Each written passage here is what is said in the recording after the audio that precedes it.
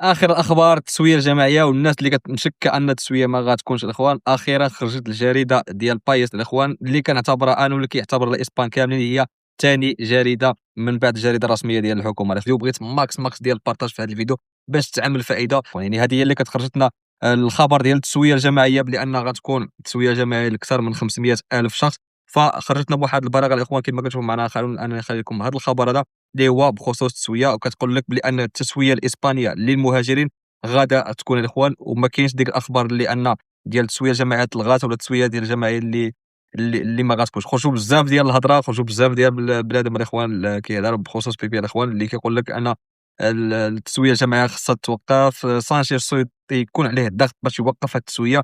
المهم هاد سانشيز الاخوان ولا بيدرو سانشيز الاخوان رئيس الحكومه ديال اسبانيا صراحه شابرو من هنا صراحه الله، وانا كنعتبره احسن رئيس، واي مهاجر كيعتبره احسن رئيس الاخوان. اوكي، علاش؟ حيت كيبغي الخير للمهاجرين. فالمهم في هذه الجريده الرسميه غنحاول انني نقرا لكم شنو جانا في هذه الجريده الرسميه. فاهم النقاط اللي جات الاخوان هو ممكن انك تدفع الطلب ديالك من راسك اذا ما عندكش الفلوس ولا على قد الحال، ممكن انك تدفع راسك. بلايص اللي غتدفع كاينه الاكسترانخيريه الاخوان، كاينه هذا المكتب الاكسترانخيريه، وكاينه المكاتب ديال البريد اللي هو الكوريوس. غيفتحوا لكم واحد الفينتانيل ولا واحد النافذه خاصه بالناس اللي غتدفع في التسويه، وكذلك مكاتب اخوان اخرى اللي غيتفتحوا في مدن اللي كيكونوا صغار.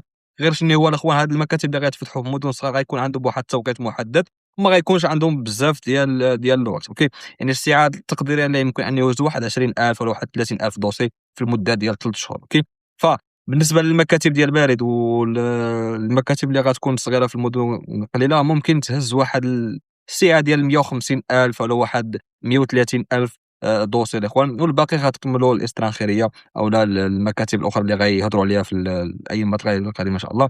فبالنسبه للناس اللي غتستافد كاينه حاليا ممكن راه يوصل حتى لمليون.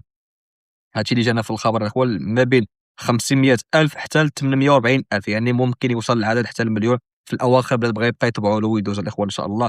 فالمهم الاخوان الله يسهل الامور للجميع. كيفاش انك تدفع؟ شكون الناس اللي خصها انها تدفع؟ ضروري تكون قبل 1 يناير 2026 تكون عندك اثباتات ديال اقل 5 اشهر متتاليه. اوكي، المهم الاخوان المده ديال المعالجه غتكون تقريبا واحد شهر شهرين كيعالجوا الملف. المهم كاينه بزاف ديال الاخبار جاونا في هذه الجريده الاخوان ولا في هذا الخبر هذا بالضبط.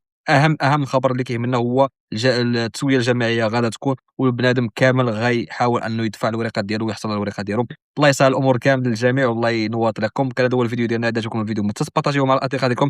اي واحد بغى شي سؤال شي استفسار، الواتساب غتجبروا في الديسكريبشن. مرحبا بكم، السلام عليكم.